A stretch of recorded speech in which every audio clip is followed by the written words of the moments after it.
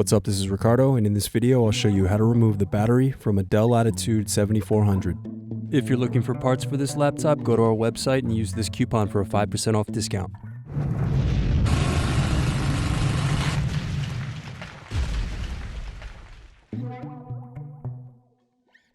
First unscrew, then use fingers to remove base cover.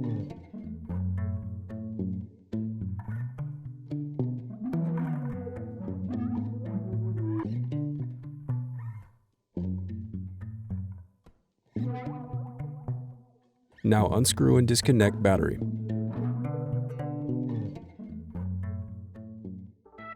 Thanks for watching. Don't forget to like and subscribe if you enjoyed this video. And if you need more, check out this playlist to watch other tutorials for your laptop. You can also click here to find parts for your laptop at partspeople.com.